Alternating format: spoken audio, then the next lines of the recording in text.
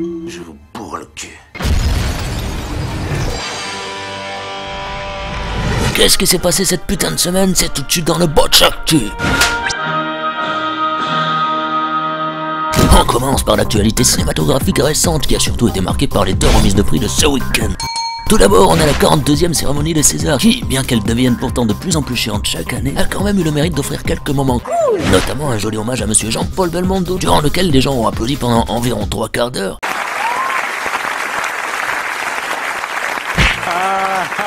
Mais aussi le réalisateur journaliste François Ruffin qui s'est illustré lors de la remise de son prix en arborant un t-shirt anti-Bolloré. Bolloré étant le boss de Canal, vous noterez que le t-shirt a disparu grâce à la magie du cadrage. Ah, magique. Et on a vu également 2 gentlemen extraordinaires, Jean Dujardin et Georges Clooney se livrer un petit numéro anti-Trump, comme c'est le cas dans toutes les cérémonies du monde depuis son élection, j'ai l'impression. En effet, après Meryl Streep aux Golden Globes et David Harbour aux Emmy, aux côtés au passage d'une Winona Ryder sous ecstasy, eh bien viennent maintenant s'ajouter Clooney et Dujardin à cette belle collection. Aux Oscars aussi, il s'est passé pas mal de choses. La soirée était présentée par... Et comme pour les Césars, la teneur générale était à la dénonciation de Monsieur Trump. Mention spéciale à notre passage préféré de la cérémonie quand Kimmel a ramené des touristes du coin au beau milieu de la soirée. Mais qu'est-ce qu'on fout là? Oh putain, c'est les Oscars quoi. Il a aussi fait arriver de la bouffe par le plafond. Mais bon, on va quand même un peu parler du palmarès parce que contrairement aux Césars, ici les films on les connaît. Emma Stone repart donc sacrée meilleure actrice pour La La Land, Casey Affleck meilleur acteur pour Manchester by the Sea. Et nous avons encore Damien Chazelle, le réalisateur de La La Land, qui lui aussi a gagné sa statuette. Et évidemment, cette cérémonie a aussi été le témoin de l'événement le plus foireux de l'histoire de l'Académie. En effet, lors de la remise du trophée du meilleur film, ces derniers ont par erreur lu la mauvaise enveloppe, annonçant donc La La Land gagnant alors que c'était Moonlight. This is not a joke. Moonlight has won Best Picture. Moonlight, Best Picture. Ils ont mis un petit moment avant de s'en rendre compte parce que La La Land aussi avait toutes ses chances de gagner. Mais ça aurait pu être une autre enveloppe avec laquelle on aurait tout de suite grillé que quelque chose n'allait pas. Suicide Squad, Alessandra Bertolo. Et sinon, on ne pouvait pas ne pas évoquer le joli troll de... Don't swear. La chaîne qui diffuse Rick and Morty, selon moi une des meilleures séries animées de science-fiction depuis Futurama. Et pour en revenir au troll, oui, ces enfoirés se sont amusés à faire croire aux fans à l'arrivée d'une vidéo exclue qui montrerait enfin les premières images de la saison 3 tant attendue. Mais il n'en était rien. À la place, t'avais juste un putain de montage compilant les paroles de la chanson Never Gonna Give You Up de Rick Astley fait à partir d'extraits du show. Tout ça rappelant ainsi au bon souvenir de ce vieux troll culte de l'histoire d'internet.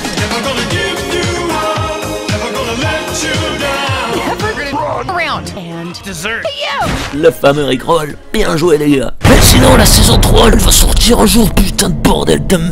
Et puisqu'on parle de troll, prenons des nouvelles de notre ami Donald Trump. Une des dernières actus en date le concernant, c'est celle relatée par le très sérieux Washington Post, qui s'est amusé à établir l'emploi du temps de Donald depuis qu'il est en fonction dans le bureau ovale. On a remarqué ainsi qu'il passait 3% de son temps à jouer au golf, ce qui représente quand même plus d'un jour complet de son premier mois de fonction, ce qui est donc 5 fois plus que son prédécesseur sur la même période. Alors entre ça et sa projection privée du monde de Doré qu'il a organisé fin janvier à la Maison Blanche, on peut dire qu'il s'occupe bien le Donald.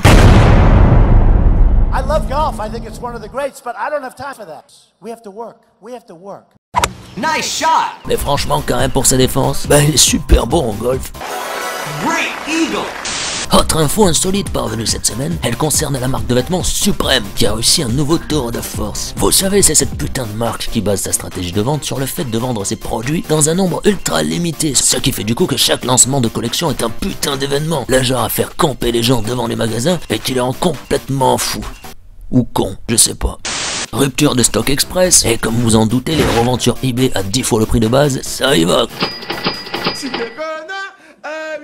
Et chez Supreme, c'est des rigolos apparemment, car leur dernier lancement en date, c'était un ticket de métro. Ouais, un putain de ticket de métro. Et les gens ont fait la queue, ça a été le bordel, et les flics ont carrément dû intervenir. À croire qu'ils pourraient sortir du PQ Suprême, que les gens se jetteraient dessus sans hésiter. Bref, c'est le genre de news qui te donne envie de se casser de cette putain de planète. Et si tu veux faire ça, bah ça tombe bien, une nouvelle vient de tomber cette semaine qui nous laisse croire que ce ne serait pas tout à fait inenvisageable. En effet, une équipe d'astronomes belges a découvert l'existence à 39 années-lumière de chez nous, rappelons-le quand même, d'un système solaire composé d'une étoile, la Trappist 1, autour de laquelle gravitent donc 7 planètes rocheuses qui partageraient des similitudes avec la nôtre, dont 3 qui pourraient potentiellement contenir de l'eau.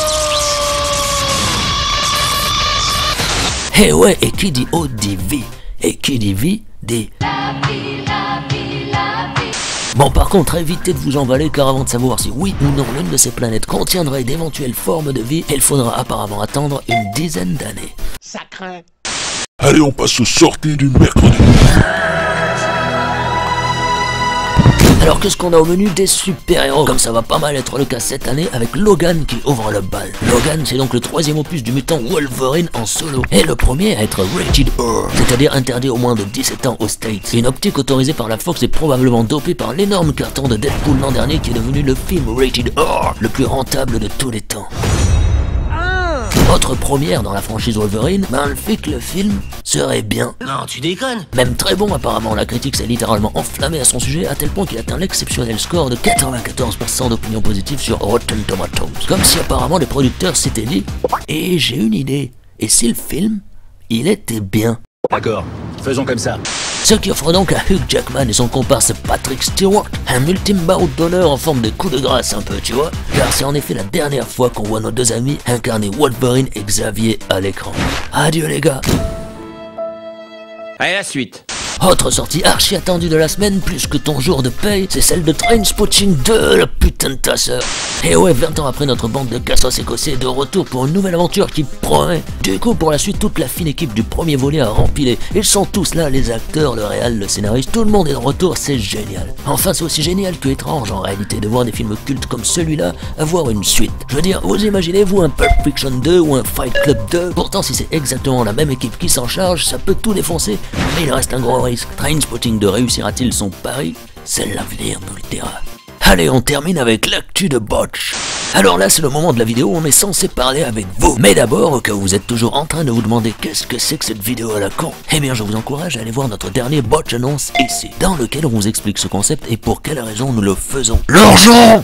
Comme je le disais, ce moment particulier de la vidéo vous est normalement consacré à vous, nobles spectateurs. Seulement là, c'est le premier épisode, il n'y a donc pas grand chose du coup. Mais sachez que c'est ici qu'on interagira avec vous, donc n'hésitez pas à vous lâcher sur nos réseaux sociaux, nous envoyer vos commentaires, vos questions, ainsi que vos photos et vos vidéos de vos parties génitales, et nous débrieferons tout ça chaque semaine. D'ailleurs, j'ajoute également que vous pouvez utiliser notre magnifique hashtag. Et voilà, cette vidéo touche maintenant à sa fin, mais pour finir en beauté, j'ai conservé une petite surprise pour vous, puisqu'on va se quitter sur les premières images exclusives de Star Wars 8 qui ont été mises en ligne juste avant qu'on boucle la vidéo. Alors bon visionnage et à mercredi prochain.